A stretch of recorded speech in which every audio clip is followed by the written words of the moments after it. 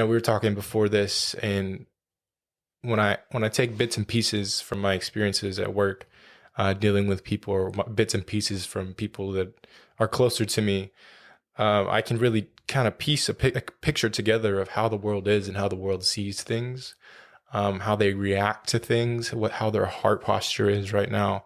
And I really like the word that I really got from how the world is right now is just confusion. I think it's a really confusing time for a lot of people. A lot of people don't understand why things are the way that they are in their own personal lives, why things are so reoccurring, why things keep happening to them, why things keep popping up, why they can't get out of cycles. And it hurts my heart. It really, really does to see stuff like that, because we know the truth. And I wish I could just put it on a plate and say, here, like, please eat. This is the real meal that you need to be eating to finish or figure out what's going on. I wish it was that easy. Sometimes I wish it was that easy. But if it was that easy, it wouldn't be as great.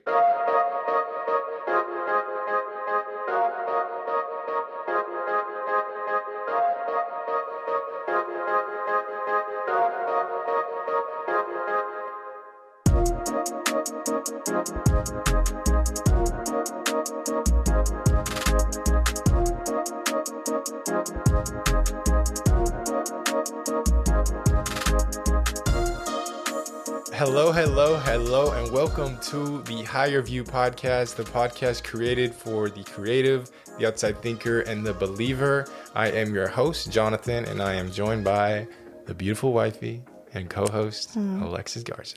Hello. Some of you may recognize her, some of you may not. Very special guest on the podcast, exclusive guest. No, but today is just going to be me and Alexus today. We really came to the agreement that we would like for us to have a little bit of our personality on here, and just for you guys to get a little scoop of our updated knowledge, I guess you could say. I feel like from last season to this season, there just has been some growth, which obviously there should be. And I think we haven't really had the chance to share that quite yet. I know we had season 2 intro where we kind of talked about where we've been, where we feel like we've grown and all of that kind of stuff, but we haven't really had a chance to paint the image of our knowledge and just, I don't know, our life experiences that we've been going through, and just our take on life. Yeah, I agree with that. I think it's cool to incorporate some episodes of just you and I, because we're always changing. It's always a different season in our life. And so, the followers of Higher View Podcast, we're going to have other people's testimonies on here, but it would be cool for us to come together like this here and there and be like, what's up, guys? This is what's going on in our life. These are things that we're walking through, the things that we are seeing and discerning. And I hope this helps y'all. So yeah, I'm excited. Yeah, absolutely. And I don't really get to say this much, and I don't really say it much, but please subscribe, follow, send this episode or other episodes, previous episodes, to other people. Take the time, 5 seconds, to subscribe if you enjoy our content. It would really help us out, and we appreciate that, and thank you for that in advance. But today we just want to have a little bit of a conversation, husband and wife, of just life. I think lately life has been great. We as we always say, we live the blessed life. That we don't really have anything that we lack. We don't have anything that we want. We need this to survive. We live a very spoiled life, living in Western civilization. So we don't have really anything that we're missing. Yeah. Especially living the way that we live under God as our foundation. So that's always a good perspective to look at life on. Whenever you start to feel like you do lack, and I feel like it's easy to feel that way, especially in this culture, I'm lacking something, I need something, and it's like, no, you look where we are, look what we have, and yeah, that's very true. I think it's very easy to steer away from the blessings that we live in day to day, because it's just so normal for us. We live such a good life that it's just so normal, and we kind of lose the strength and uniqueness of how we live. And really, I would really enjoy going to another country or a mission trip to see and just strip everything. let's get all of this out of our faces for a while, and just see how it is somewhere else. That would be pretty cool. I feel like it'd really be a slap in the face. Yeah, it would. Especially if you've never done that before. Mm-hmm. And you've always just been in America and living spoiled. Mm-hmm. Yeah, on that note, I really think just the world in general, we were talking before this, and when I take bits and pieces from my experiences at work, dealing with people, or bits and pieces from people that are closer to me, I can really kind of piece a picture together of how the world is and how the world sees things, how they react to things, how their heart posture is right now. And I really like the word that I really got from how the world is right now is just confusion. I think it's a really confusing time for a lot of people. A lot of people don't understand why things are the way that they are in their own personal lives, why things are so reoccurring, why things keep happening to them, why things keep popping up, why they can't get out of cycles.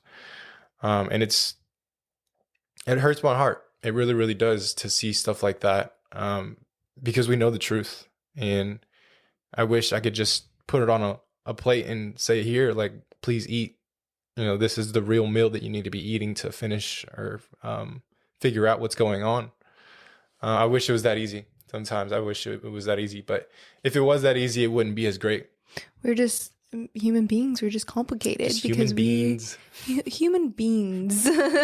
We're just complicated sometimes. I think because the way our brain is created is to just do amazing things, and things could be endless with our creativity and what we can create our life to be. It could be endless of the things that we can do and accomplish if we don't limit ourselves with our mindset or have a poverty mindset.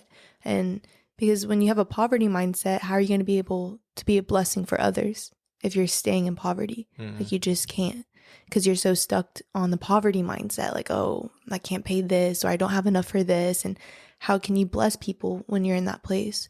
But I kind of just stirred off a little bit, like rabbit trailed somewhere else, but it's okay.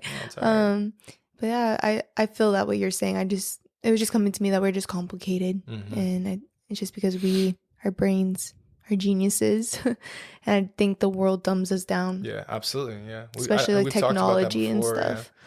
Yeah, our brains are capable of so far much more than we could ever imagine. But yes, the world definitely dumbs us down, and us too. Like, we limit ourselves. Like, what we believe is the framework that we live our lives on. And we allow that to kind of linger around for generations and for a whole lifetime. And that could be passed down to other people. And we're born with that. And like last night, we were talking about like generational curses. Like, sometimes we're born with things that's not necessarily our fault. But if we notice it and God gives us the ability to notice it, then it's now our responsibility to get rid of it, to end it. Yeah. And then you're going to feel it. Like, I think for me, it's like I recognize some generational things I've had to walk through, and you're going to like feel yourself walking through it.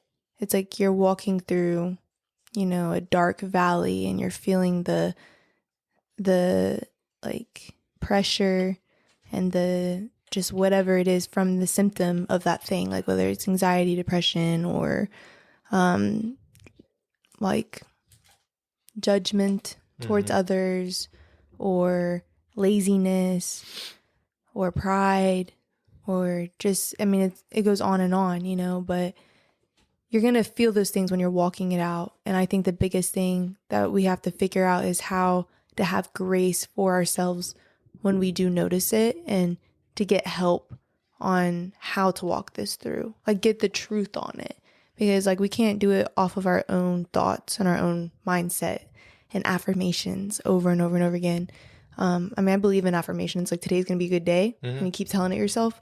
But like we were talking about roots yesterday, like you have to get down to the root. You can't just cut off the leaf, because it's just going to grow back.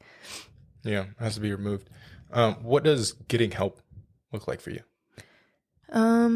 I think instead of like staying isolated with it and feeling shame from it, that's not a healthy place to be. Like, I don't think it's good to do it on your own. Like if you have a spouse you can talk to, if you have mentorship or somebody in the church to talk to, or even, a healthy therapist that's not going to prescribe you a Band-Aid to put on it, that's going to help you walk through the trauma. Yeah. Like we have to walk through this stuff. We can't just slap a Band-Aid on it with medication all the time. We can't just, and like not get through what it actually is. Yeah. That's what help is to me. And I haven't done like trauma therapy or anything. And I told you, I was like, I think that'd be good just to do. I think we have done trauma therapy. It was more of.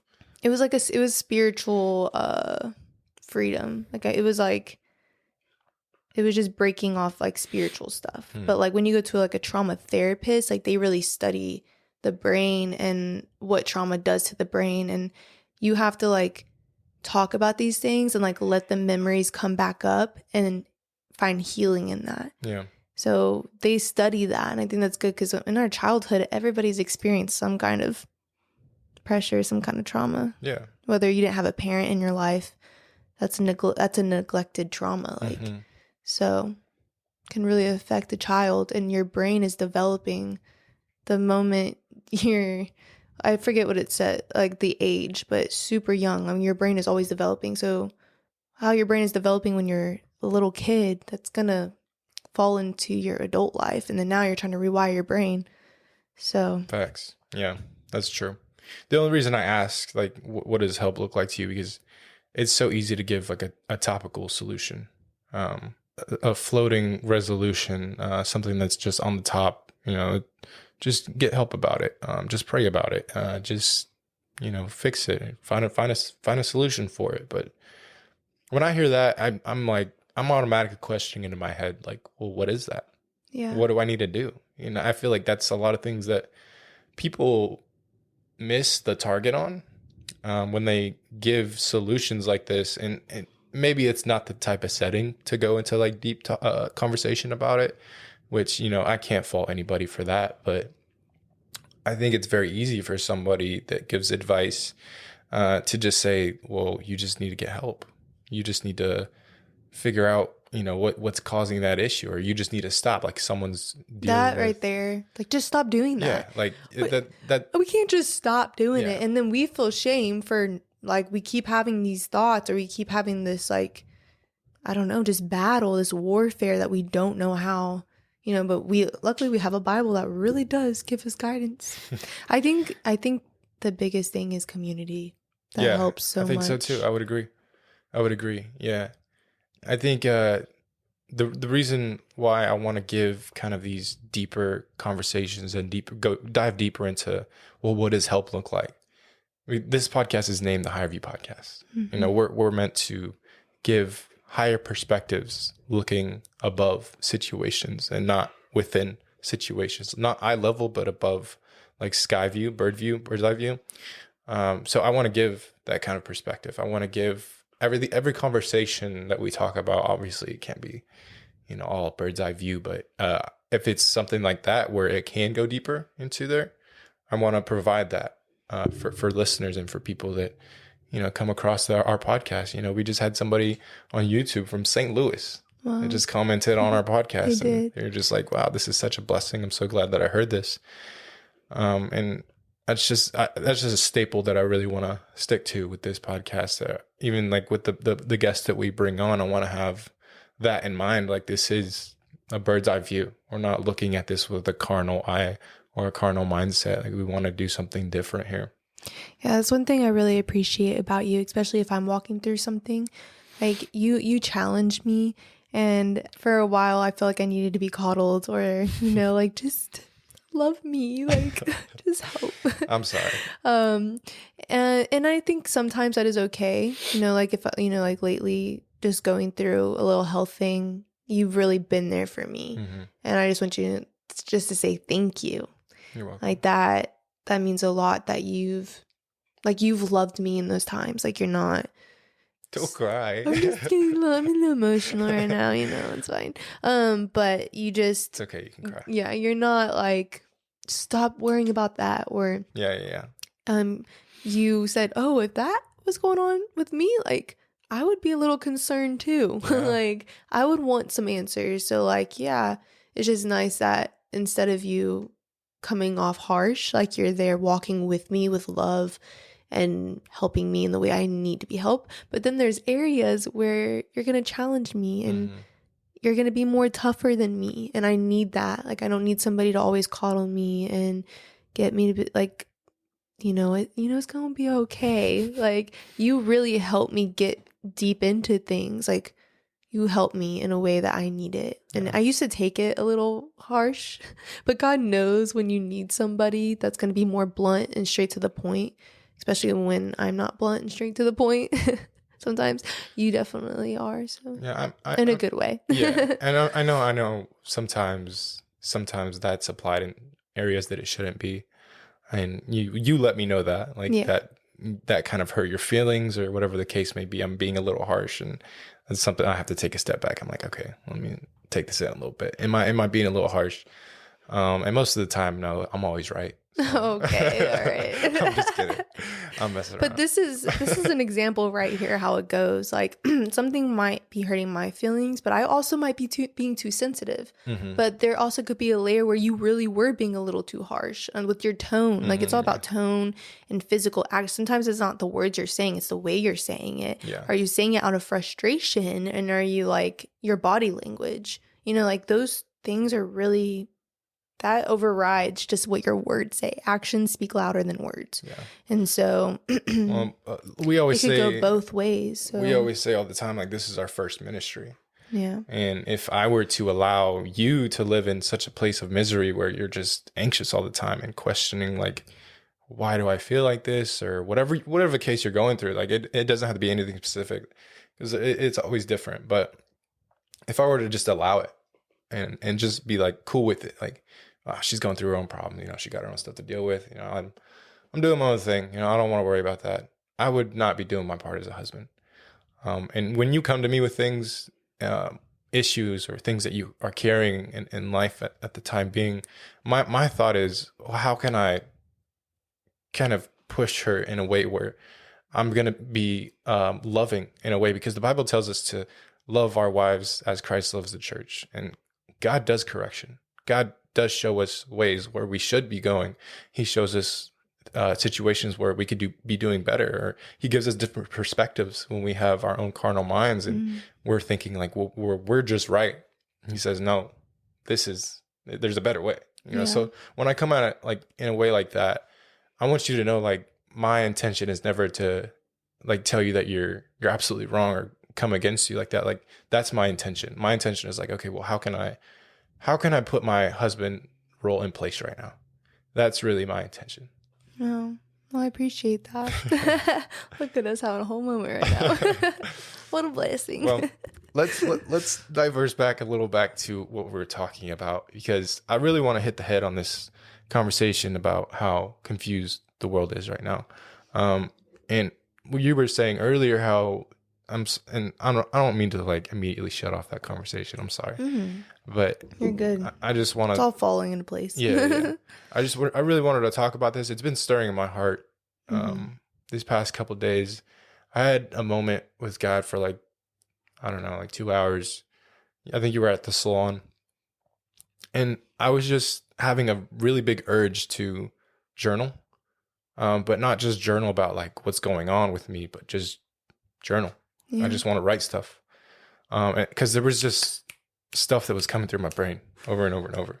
I would have these thoughts. I'd have these like quotes that God was giving to me, and I just needed to get it down. Like, it was just in my head replaying over and over. So I just really had some time. I was just journaling some stuff that's been stirring in my heart, and this topic of how confused the world is has really been standing out to me. And you were talking about earlier how today in y'all's group meeting, how Gen Z, what age group was it again? So Gen Z is us, so it's 15 to 30 years old. 15 to 30. Yeah, I didn't know that. Yeah, and then the alpha is literally like 0 to 14 years old. Okay. 0. you know what I mean? That's literally what it said. It said 0 to 14 years old. So. Interesting. Well, I guess we're Gen Z. I didn't know that. I didn't know what I generation didn't. we I were didn't even in. know that until recently Yeah, too. that's cool. I'm Gen Z. And Cool. I hear it a lot, and I'm like, Gen Z, you know, like gotta stay updated in the world a little bit. But yeah, that's what we're called. And then they're coming up with the next they said that might be beta or something for the next generation. But right now it's like the ones that just are born to 14 years old are I don't really alpha, understand that. I think If I'm being honest, they just name the generations. who's they? I don't know. That's a good question. Maybe we should look into it. But Who are they? I think it's because if you think about it, like our parents, they experience a lot of different stuff in the world than we did. Yeah. And then like the generation below us is experiencing, so like we didn't grow up with the technology that they are growing up with right now. I mean, we did, but we didn't. Like the iPhone or the iPad was not in my face at 3 years old. I didn't even have, like when I had my first cell phone, it was like a Razor phone. Like we didn't have smartphones in our generation until later down in life, like until like I think middle school or something. Yeah. But so like that's why they do that, because the next generation, the alpha generation, literally like schools through laptops, like iPads, TVs, like that's all their mind is towards, is like literally technology. Their brains are wired totally different than ours are. So I think that's probably, I'm sure there's other reasons, but I know that's why. I can dig that. I mean, I totally understand, you know, why would they separate like the generations. I just don't know like who's coming up with the name. I think we need to find out. Like, who's coming up with this name that it's suddenly a worldwide known thing. I don't know. We Gen Zs. Gen Z, I guess. Well, Gen Z reminds me of that movie World War Z, or like a zombie apocalypse. I don't know. Yeah, That's just because yeah. of online. But anyways, Gen Z. Going back to the conversation because we're rabbit trailing a little bit. Gen Z is very known for its anxiety and depression. It's a very known fact. Yeah. And I don't know if they have any. I don't know. I've always heard Gen Z is known for that, but like if it's alpha, I don't know. I mean, they're super young. I know nothing about that. But I have heard that Gen Z is known for their anxiety and depression. That's a known fact. Yeah. And I think that has to do with this topic, with confusion. One thing that I was kind of viewing over in my head, and one of these things that I wrote down in my journal is, I think anxiety is a spirit that festers. It grows. When I say fester, I mean it grows. And I think the middle ground between where anxiety is found growing is when you stand between, if you could just picture this, like kind of how we talked about last night, standing on a fence, and one side of this fence that you're standing on, there's the truth. And on the other side of this fence is what's not true. And I think when we find ourselves in the middle of this, we have the opportunity for anxiety to grow. Anxiety has the option or ability to grow when you're in the middle of this. And when you go further and further away from what's truth, the anxiety gets worse. So you see people in Gen Z that are experiencing extreme amounts of anxiety. In my opinion, people that are so far left, I'm not going to say any like big group names, but just people that are involved in like heavy political stuff. We'll just say that. I think you can get the gist. When they're so far involved in that world, I see people like that having the most anxiety issues, labeling it and being so open about it. Like, oh, I struggle with anxiety and depression. And in my eyes, in my opinion, it's because they are so far away from the truth that their anxiety has festered and grown into something that has overtaken them. But on the other hand, when you get closer to truth, anxiety has no ability to grow, sort of cutting off that lifeline between that. Yeah. And if it's a generational thing, it's definitely something you have to break and rewire. Yeah. I think that, like if you grew up in an anxious family, or you grew up around seeing panic attacks or avoiding certain things because how it's going to make them feel, you are going to carry that on you until you decide, I don't want that. Like, yeah, I'm going to have the thoughts, I'm going to have the feelings. But the feelings we hear all the time, like our feelings and emotions cannot lead us. And I think personally that's a very hard thing, Yeah. in my opinion. But it's one of those things you have to put into place. And like you said, put the truth on it. Yeah. I think it can definitely fall in between two different things, because the generational stuff is not necessarily our fault. It's stuff that we're just born with. You know, stuff that we have to break, like the spiritual stuff that we have to break off. But if it's something that we have broken off and we still have things coming up that bring anxiety, it's just the fact of going to the truth. And even if it is a generational curse, even if it is something that's generational, that's been passed on, I can still put truth over that fact. If it is something that I deal with on a constant basis, I just have to keep putting truth over it until I come to that moment of uprooting it. Yeah. I think it takes time for sure. It's not something that's just going to happen overnight. I've came like a long way from that. Like I used to, I mean, if y'all have heard my testimony, when I was like in the new age stuff, I did experience panic attacks then. And if you go listen to I forget what episode number it is, but it is talking about the new age and everything. But even like after that, after I got delivered from panic attacks and hardcore anxiety like that, I've never been on medication. But even growing up, like when I was a kid, I would overthink about how I'm feeling, or if there was like something like a bump on my body, or if I'm getting like, I would just get hot really easily, like while I'm doing my hair. I remember like before going to school, I was like 9 years old and I'm straightening my hair. And I remember getting so hot and I felt like I was going to pass out and throw up. And then, you know, my dad took me outside and giving me some water and cooling me down. And it was just like, I've had many moments like that because, you know, it took a little seed and then it would be like, it would start like growing. Like I would start to be like, I would overthink about it where my body would go in that like fight mode probably, or freeze. It was either fight or freeze mode. And it turned that's anxiety, you know, because I didn't, there was nothing to help me where it was putting the truth where it needed to be. And the truth isn't like, you're going to be okay. Like that's not that's true. Like you're going to be okay, but there needs to be spiritual guidance in that moment. Like, what would you say that would look like? Like, let's say there was a moment like that. Like, what would you do to help somebody that's like in the middle of an anxiety moment, like can't get out of there? And you've experienced in our past of having moments like that with me, but we are also not mature like we are today.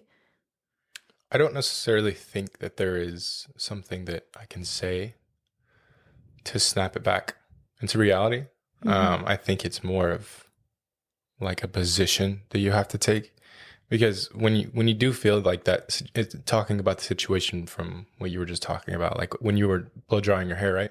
It was like straightening it or something. I don't even, who knows what was going through my head at the time. Like, I don't know. The thing is, like you said, you didn't really have any like truth to put to that, but what you did have was what wasn't true. So you put what wasn't true over and over and over and over again. Like, oh, I'm freaking out. I'm going to pass out. Something's bad is going to happen. That's untrue over and over and over again, which is getting close to the other side of the fence, which is where anxiety grows. So over and over and over, you're telling yourself what's not true, and anxiety is growing. But I think I don't know, it can be truth to what you're saying. Like you're going to be okay. In that certain scenario, you could tell yourself that and simply just get yourself out of that. I don't know. I would say like in those moments when somebody's in that moment, because sometimes I will still get a moment like that, but I'm like learning that I come out of it quicker, because I used to spiral down. Like you said, you're getting closer to the fence of anxiety and fear. Like now it's like easier for me to like get out of it. Like, yeah, sometimes will try to pull me back, but I'm like, oh wait, like for example, I'll be driving the car and this is actually pretty recent right now, and our tire, well, before I got in the car, I noticed it looked pretty low. So I went to go get it aired up, and the driver's side of the left driver's side front tire, it was 5 psi and it's supposed to be 35 psi. And the back one was 15 psi, but they like aired up the tire completely. But when I was driving, my thoughts started thinking like, wow, like the tire could just pop and I can like, what am I gonna do? Like I'm like preparing myself if the tire were to literally like pop and burst, and then I'm like flipping in the Mazda or something. Like I'm literally seeing it, I'm thinking about it, and it took me a while to get out of that. And there was even a moment where I was like, maybe like God is telling me that I need to get over to this lane so I can prepare for the tire to pop so I can just get over this lane. So I literally like start slowing down. I'm literally going towards that, and I was like, Alexis, and I got myself out of it. Like I started thinking, the truth. Like I thought about how the tire did go flat on you in the past, and it just popped. It was the other tire though. But it was on the Mazda, and like nothing. It just, you heard a bang and it's just flat. It's not gonna fly off and you're gonna flip. Like I don't think. I mean, unless someone makes a huge mistake, the car would never do that. Yeah. So like that is what I'm saying. Like anxiety is you're thinking about something that the worst scenario that's not going to happen. Mm-hmm. Like why do we get to that point? It's just a habit of allowing ourselves to like go down that rabbit hole. It's just listening to the lies. Yeah. So like I just hope it encourages you guys to just get yourself out of it quicker. Yeah. And it's definitely like you're talking about, it's easier for you to get out of that now. And it's because you've developed that muscle and you've put work towards actually telling yourself what is actually true and not believing what is not true, because you've for so long created a habit of telling yourself what is not true. But now seasons have changed. Your life has changed. Now what is true is more input into your memory and your personal being. And that's what gets you out of that situation now, because you've built that muscle over time. Yeah. And you have to like hate that feeling to want to get out of it. Absolutely. I remember you would tell me, because like, worrying about my health or whatever, like you'd be like, what would you say to me? Do you remember? You'd just be like, how you can't, live like that, or it was something like you. I think, it might have been along the lines of like how often does this have to happen for you until you hate it? It was like something like that. How long are you going to live like this until you hate it? I don't know. It was pretty much like how much are you going to put up with this until you hate it? Like I just repeated myself. You definitely have to hate the feeling, and I think that's what happens. Like I think that's what happens. Like when I really start to feel that, like I don't want it now. Like like we hear like some people are addicted to the negativity. Mm-hmm. They are addicted to the gossip, or they're addicted to this. Like you could be addicted to that feeling that anxiety brings you, because that's all you know to go to. But it's like, hate that feeling. Like, no, I don't want that feeling. And don't be fearful when it comes up, because God has given us in 2 Timothy, I think that's where it is, but God has given us a spirit of power, or a sound mind. I forget it. It's all right. I know what you mean. I know where you're going. I used to say it all the time. God has given us a spirit of love, power, sound. Why can't I remember it? I don't know. Y'all go look it up. You know what? That's crazy. You don't have I usually your phone? remember it. Nope. You can look it up here. All right. But a big thing that phone's on 4%. I know it's about to die. Mm-hmm. That is a big trigger for some guys, like a big habit to feel that kind of anxiety. And I hope I call some of you out right now, and I hope it hits you in your face like a brick. Because what I'm about to say, I hope I'm calling you out. But a big one for guys is porn. It's something that you just can't stop doing. It's something that it always brings that kind of anxiety. And until you hate it enough, until it's something where you're just like, get that away from me, it's always going to be around. It's always going to be something that literally drags you to do something that you don't want to do necessarily. But that's just one of those things. Like, you got to hate it enough, dude. Like, you got to hate it enough to get it out of your life. And it has to be one of those things that's instilled into your head. Like, I don't want any part of that.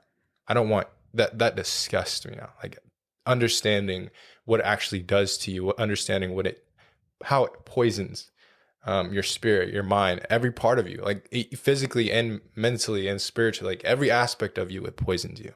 Understanding that, you will now know I have no desire to be even close to that. And that's where you have to be if you want to like get out of that cycle. Like, I know that's a big one for guys. I mean, And it's a thing for girls too. It's both, but I wouldn't know. I'm not a I girl. know it's a big one for guys, but it is very common for women too. And I just think like that, like you said, it poisons your perspective. You have desires and thoughts of things like you wouldn't have if you didn't do that. Like, just get out of it, get help, get help, just get help. Just get help. No, just, get off of that, because I bet I could look up the percentage of like what people struggle with that. Like, it's high. A lot of people have that struggle, and it's sad. It's stealing your freedom. Like, you're not even in this reality, and if you're married, you can't even enjoy the blessing that God has given you, the gift of sex, like, because you're so consumed with contaminated. The contaminated. gift of sex is contaminated. You can't be there with you and your spouse the way you and your spouse and God, the way that God created it to be, because you have all these other soul ties that you created through the phone. Yeah. It's crazy. So definitely, and we're here for you guys too if y'all ever need prayer with that, or for sure. And there's no shame in it. I think shame is what stops people from talking about it. There's no shame. Like, we're here to help you, and that's like really what it is. But so I was pretty much right. I think I got off track because I wasn't saying it in order, but it's 2 Timothy 1:7, and it says, God has not given us a spirit of fear. So we know that if we feel fear, that is not from God, obviously, because God is not fear based. So God has not given us a spirit of fear, but of power, love, and a sound mind. And so God has given us the power, and God has given us the love, and God has given us the sound mind whenever we're like walking through these things. God is nothing but love, unconditional love. And He's given us that, I was talking about earlier, like our genius mind. Like, we have the access of a genius mind. Like the scripture says that we have the mind of Christ. And so like that causes, like, the thoughts that we can have could be endless if it's noble, true, right, good thoughts. It could be endless. To break that down a little bit, like when people say like we have, well, not people, but the Bible says we have the mind of Christ. It's really, I really had to like dive deep into what that meant to really understand it. Because when he says we have the mind of Christ, obviously Christ is the same as God, because they're Trinity, the Holy Trinity, they're all the same thing.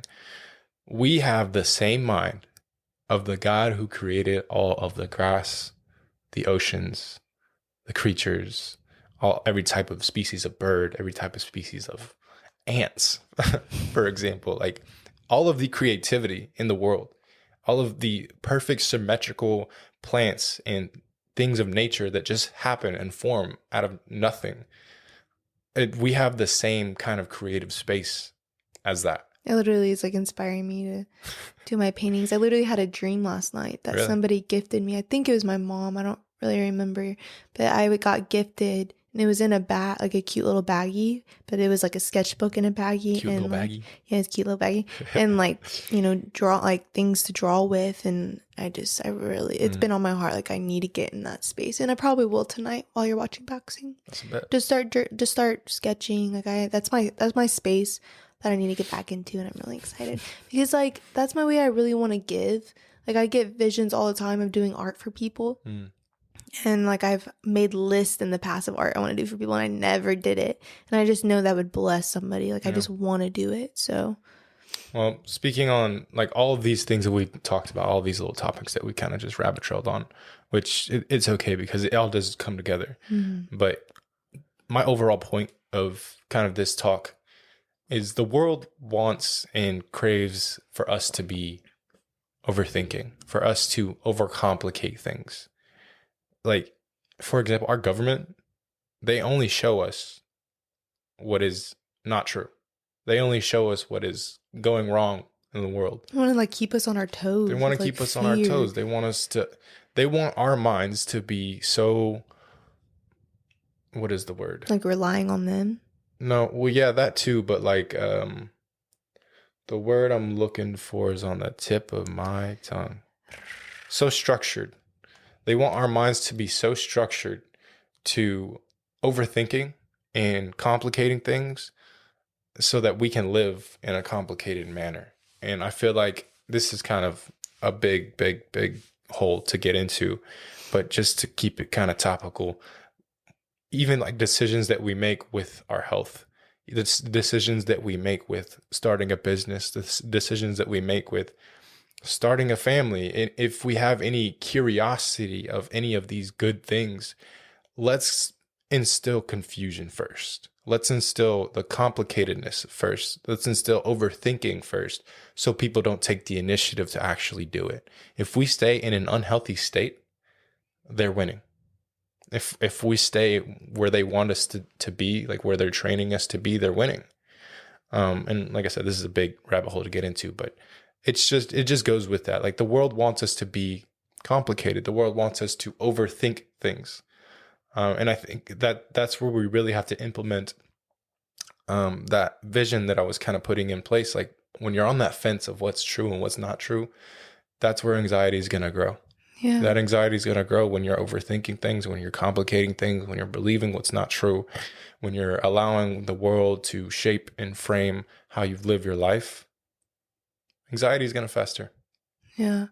I definitely appreciate, the body of Christ that have been called to the political side to step in and to bring truth like this to the table. No doubt. It's Nate. hopeful. Pastor Nate. I don't think he's a pastor anymore, but Nate, we don't have to see his last name, but it's okay. But yeah, that's a really, really good example of that. Like we need that because our schools are corrupt. It's all just the things. I mean, it's crazy out there, but that's why we have each other. That's why we have the Bible. And to be honest, like the Bible times, like it's always been crazy. This isn't anything new. Like no. Nothing that you're seeing today is new. Like though it is getting wilder than it has before. Like you'll hear old heads talk about like this is crazy. Old heads. Old heads. Let's talk about like this is wild, bro. Like this is some crazy stuff. But I told you this before, and I've talked about it with other people. Like seeing how crazy the world is getting only excites me because I know the louder that the dark gets, the louder the light gets. Yeah, I know that in the end of the story, we actually win, and I know that it's just getting closer to that. We time. already have the victory. We already have the victory, and that's one thing you can meditate on when you're walking through that anxiety or feeling sad that day and whatever. Like just tell yourself, I already have the victory. We already have the victory. Sometimes you just gotta be like, you know what? I already won. I already won. Like, and what I'm saying is, the game's over. You might still feel it in the moment. Like for me, I had a really hard day a few days ago, but I still worked out. I didn't just mope around and, just sit there in my feels. Like, no, like I had a hard day, like, emotionally or physically, everything. And I was like, you know what? Like, I'm still going to work out. I'm going to eat healthy. I'm going to do the things that I know that can help me.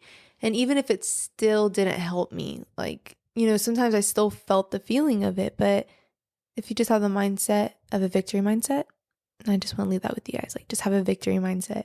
It's easier said than done, but you got this and you will have, the joy in the what is it?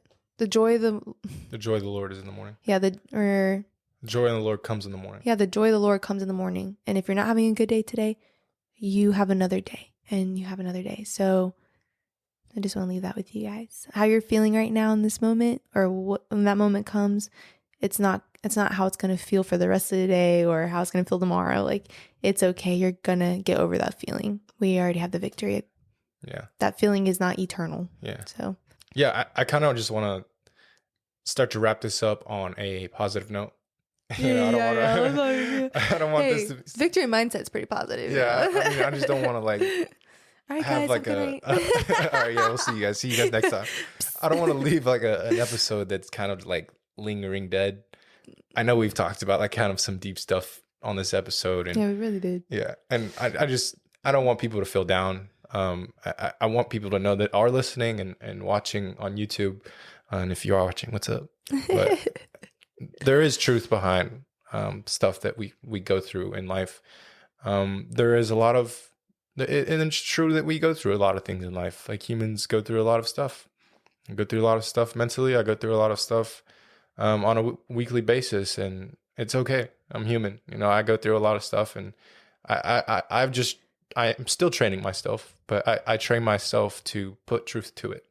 I train myself to not allow the untruth to rule my life and frame how I see things on life.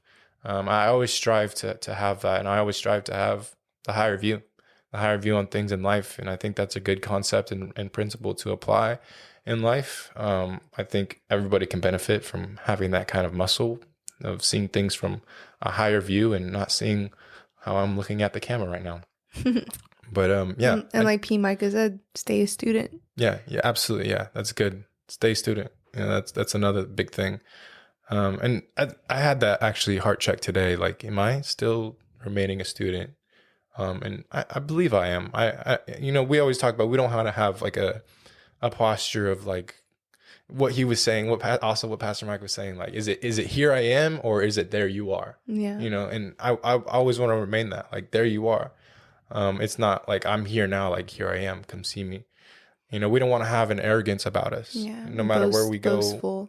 how far we go, or how successful we get, like, none of that has any ties to who I am as a person. You know, it's part of my legacy, yes, but that's not going to change who I am. You know, so that's also a good thing. So thank you for saying that. Remain a student. Definitely remain a student. Always keep learning, and always be humble enough to take advice. Always be humble enough to take correction. That's definitely one of the good things about marriage. You always get corrected, even when you don't want it. Yeah. And also realizing, like, you're human and I'm human. Like you were saying, like, sometimes I have to remind myself, like, you're just as human, and you're going to have some moments, and I'm going to have some moments. And I think that's sometimes could be hard in a marriage, or not all the time. I'm sure maybe that'll get easier.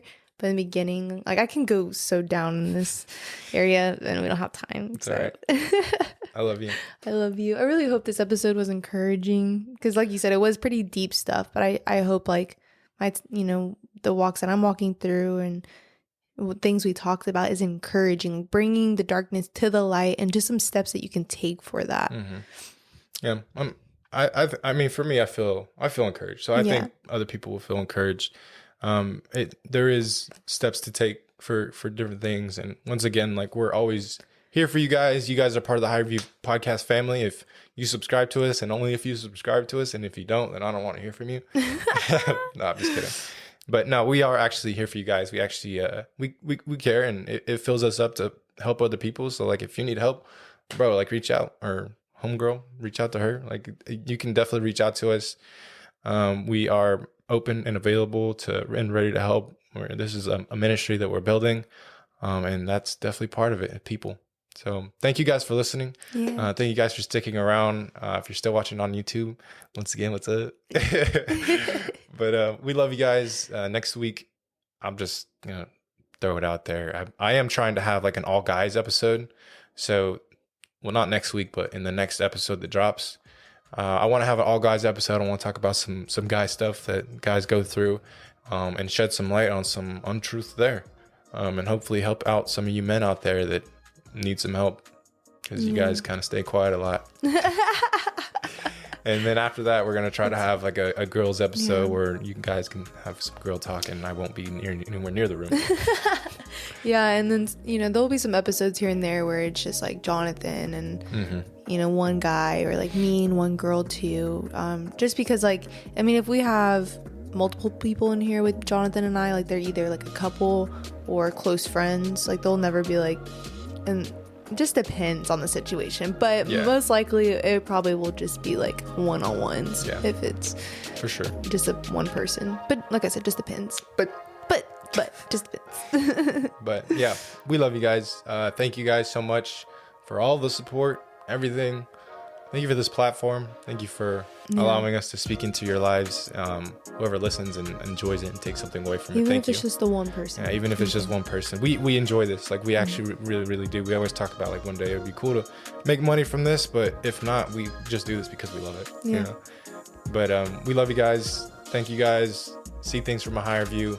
Until then, we'll see you guys next time. Peace out.